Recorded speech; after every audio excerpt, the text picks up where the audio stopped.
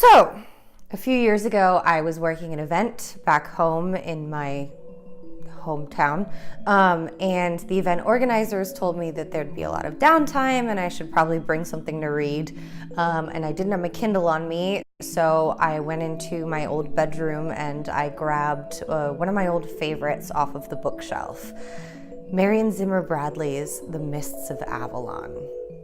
The Mists of Avalon is a retelling of the Arthurian legend through the perspectives of the female characters, most notably Morgan Le Fay.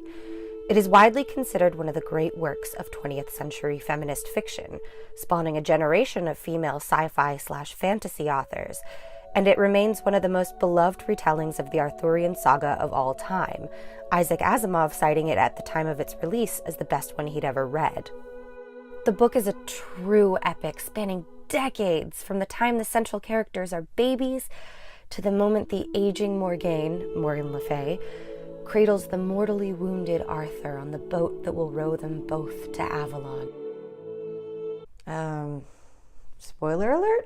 As a teen who had not yet found her voice as an SJW feminazi, I wasn't completely able to understand or articulate some of the more overtly feminist themes, like individual action under the constraints of existing power structures, but I saw a little of myself in both Morgane and Guinevere, and something about the sheer scale of the storytelling struck me. There's also this overarching conflict of tension between the Britons who practice the ancient pagan traditions and the relatively new religion of Christianity. As belief in the old religion wanes, so too does the Isle of Avalon itself. By the end of the book, Avalon has disappeared entirely into the mist, never to be returned to for those who are left outside. And as a teen on the cusp of adulthood, I'm sure there's a part of me that saw Avalon as a kind of allegory from my own childhood. It's poignant and lovely and emotional, and it was very formative for me. At some point during my rereading at the event, I pulled out my phone to look up some kind of question I've long since forgotten that was either about the book or the author or whatever, and in 2014, Marion Zimmer Bradley's daughter, Moira Grayland, quietly came forward with accusations of sexual assault and physical abuse at the hands of her mother. I closed the book and put it down. I didn't know anything really about the author of this novel that had meant so much to me, like the fact that her husband, Walter Breen, was himself convicted of child molestation, and Marion Zimmer Bradley admitted in a deposition that she knew about the behavior but chose not to report him. So what now? How does one continue to love and respect a body of work, especially a feminist work, when it turns out the author is a monster? Can we separate the art from the artist?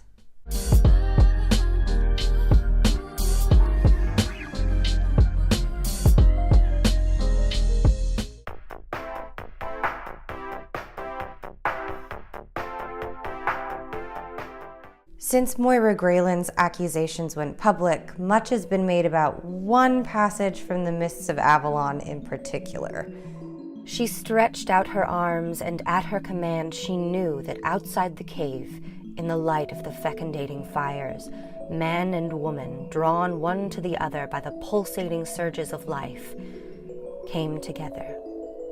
The little blue-painted girl who had borne the fertilizing blood was drawn down into the arms of a sinewy old hunter, and Morgane saw her briefly struggle and cry out, go down under his body, her legs opening to the irresistible force of nature in them. The setting for this scene is an ancient rite of fertility. It would seem in this context that the author is showing the reader that the Beltane festival, which up until this point has been kind of exciting and visceral, lots of people running around with antlers, that it's also alien and frightening to the reader. It has a dark underbelly. And indeed, this passage does foreshadow a really horrific reveal in the following scene. However, within the context of the author's life and deeds, any subtextual analysis gets darker, ickier. Which begs the question, does authorial intent matter? Do I have to take the body of work within the context of the author's ethical and moral system?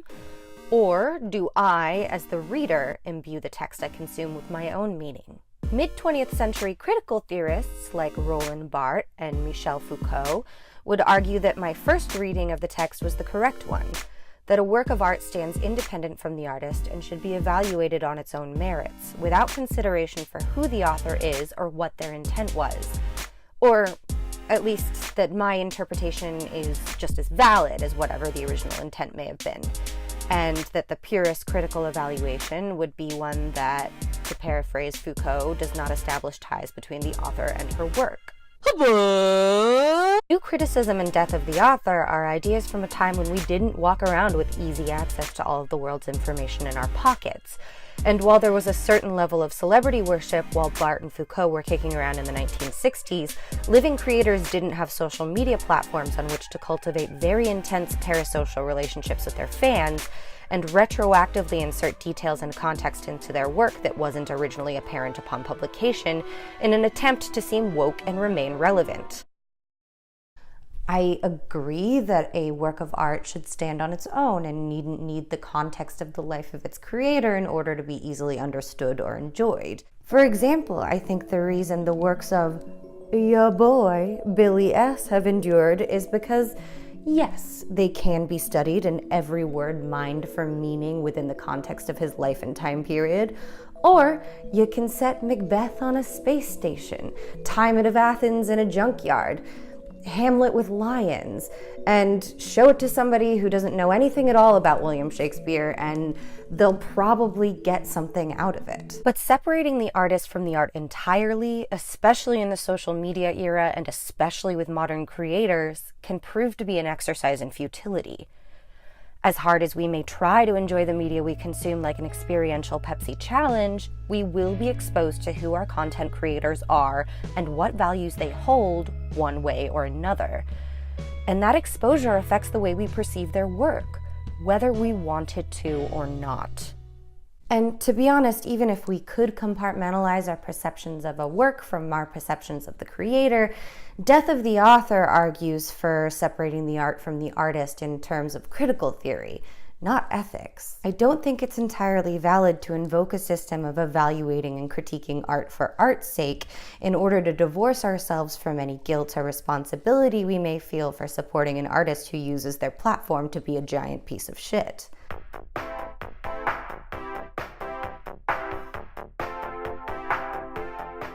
There's a phrase that gets tossed around a lot. There is no ethical consumption under capitalism. It's meant to highlight the fact that in an economic system based entirely on the accumulation of more and more of a finite amount of wealth, the companies that any consumer might willingly engage with or is compelled to engage with in order to survive have mostly employed unethical business practices in order to maintain or amass more of said wealth. So anything you buy or eat or do probably has a destructive environmental, economic, socio-political, or other impact. We are all complicit and we are all going to the bad place. And when everybody's complicit and responsible, it's kind of like nobody's responsible. This sweatshirt I'm wearing and the iPhone 6 that I'm filming this on were put together in sweatshops. The food I ate today probably came at a massive environmental and human labor cost. And I will personally benefit when people share this video on a social media platform that accidentally caused a genocide in Myanmar. And I'll feel bad about that for a bit, but ultimately I'll be able to sleep at night because I'm just doing what I have to do to survive. I'm just a cog in the machine, man. But art doesn't quite work like that.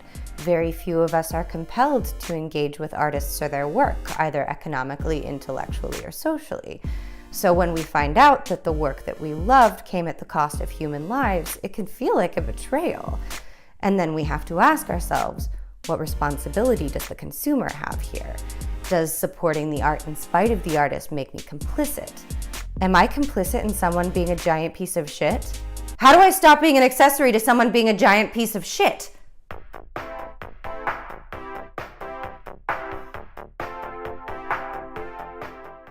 Well, the first suggestion people usually make is a good old-fashioned boycott.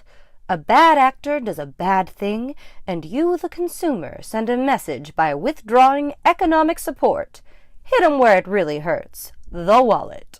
Which is fine. It's a good start. We certainly don't have any obligation to continue lining the pockets of wealthy abusers, no matter how much we've enjoyed their work in the past. I, for one, constantly joke that we should donate all proceeds from R. Kelly's Ignition to Rain so that we can all keep listening to a track that slaps and not feel bad about it. But what if, for example, you already have the CD of Chocolate Factory and R. Kelly does not stand to benefit any more than he already has, no matter how many times you play it?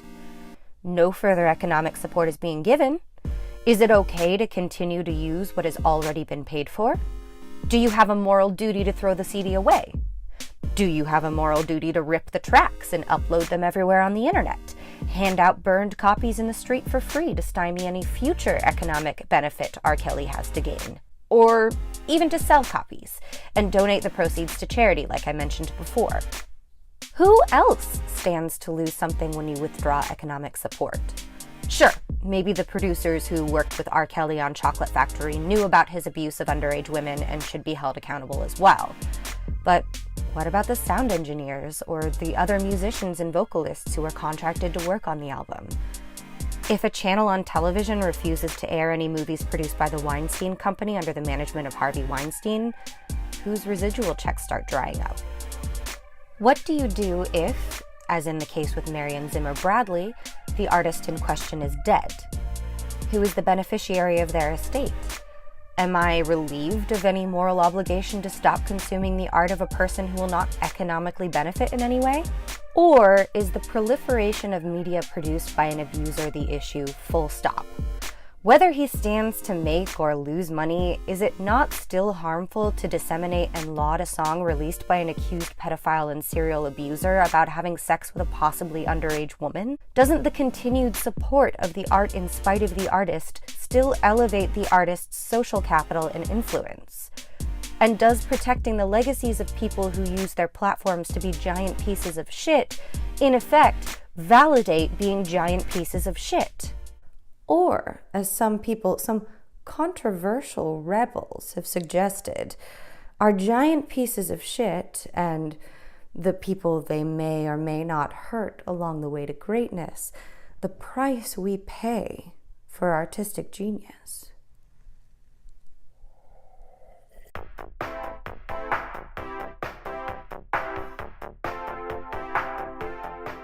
Well, to paraphrase Roxane Gay in a 2018 article entitled, "Can I Enjoy the Art but Denounce the Artist?" What?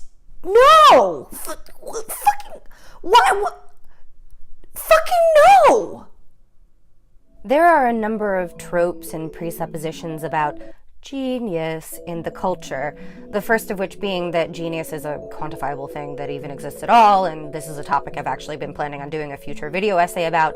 But among the most insidious and enduring stereotypes of genius is that of a person whose intellectual or artistic abilities are so great that they allow no room for any other interpersonal or social skills, at best making them seem comically robotic or emotionally detached, and at worst making them a violent sociopath who uses other human beings as pawns.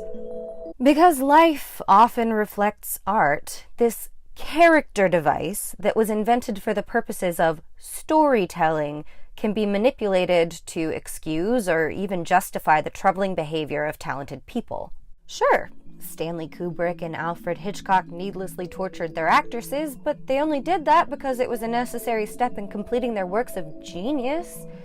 Sure, Dr. Luke was deeply manipulative and controlling of Kesha, but he made her a star. Sure, Johnny Depp punched his wife in the face, but he does that Keith Richards impression pretty well. I don't know, I kind of lost the connective thread there. We convince ourselves on some subconscious level that genius comes with the implicit promise of egomaniacal eccentricities, and that sometimes human lives are the collateral cost of the genius's work. But it doesn't, and they aren't. Furthermore, we, as consumers of culture, do not owe the creators of that culture any promise of legacy. When we worry too much about preserving the legacies of abusers, we effectively help to silence their victims. When Moira Grayland came forward about her abuse, she had this to say. One reason I never said anything is that I regarded her life as being more important than mine, her fame more important, and assuredly the comfort of her fans as more important. Those who knew me knew the truth about her, but beyond that, it did not matter what she had done to me as long as her work and her reputation continued. No one's life is worth a book. No one's life is worth a song, a movie. No one's life is worth someone else's fame or the comfort of the fans who are drawn to it. No victim should have to remain silent in order to preserve the reputation of the person who hurt them, even if that person happens to have a spark of genius.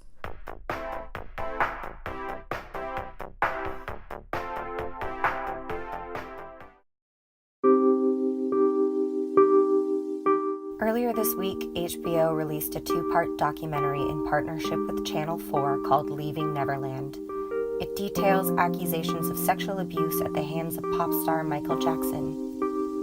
If you haven't already seen the documentary and you are very disturbed by graphic descriptions of sexual abuse of very young children, I would recommend maybe skipping the documentary and reading one of the many articles that have been written about it since it premiered at the Sundance Film Festival. I know there are certainly some things I wish I could unhear. If you can stomach it, I think you should watch the documentary. I found the victims, Wade Robson and James Safechuck, credible, and I believe they should be heard. Already the debate has begun about whether we should re-examine Michael Jackson's work in light of the allegations of abuse, whether we should take the abuse that Jackson himself suffered into account, and whether we should or even can enjoy his music anymore knowing what we now know. The media we consume, especially as children and adolescents, plays such a big role in shaping who we are, and having your perception of it changed can feel like a kind of death. I loved Michael Jackson's music, and I'll admit I shed a tear when he died at the age of 50 in 2009. I know a lot of performers who were inspired to do what they do because of him. Even the documentary makes this kind of weird point that without Michael Jackson's abuse of one of the victims, we wouldn't have Britney Spears or NSYNC, or at least the version of them that we have today. And I'm still trying to figure out if that was a point that was made intentionally or not. But it's hard to feel like you've been robbed of some part of this identity you formed around a creator and their work. I still haven't picked the Mists of Avalon back up, and I don't know if I will. If I do, I will do so knowing that I cannot divorce the novel from its author, and that, for me, some part of it will be forever changed. Like Neverland, like Avalon. Once we leave, we can't go back.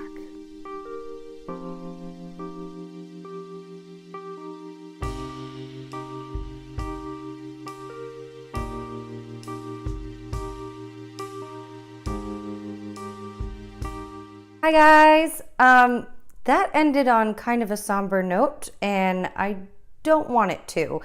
So to inject a little positivity into the space, I want to hear about some of your favorite artists that use their platform to be really nice. So head on down to the comments and leave a suggestion of somebody that you like. I'll start here in the video. I really like Jordan Peele. I think he's super funny, and I think Get Out was Hitchcock levels of incredible suspense without, you know, all the crappy torturing the people who work for you kind of thing. And also Patrick Stewart. He is one of the greatest Shakespearean actors of our generation, and he uses his platform to help out or give voice to victims of domestic violence. So pretty cool. Head on down to the comments and tell me who yours are. I'm hoping I can discover some new people or discover some cool things that I didn't know about people that I already know about. Also, I got lights since the last video. I have lights. Yay! The next thing that I plan on doing is getting some mics instead of this little piece of shit, this little guy right here. So if you would like to contribute to the Mic Fund, my Venmo and PayPal will be in the description, along with all of the sources I used for this video. Okay, have a really good day.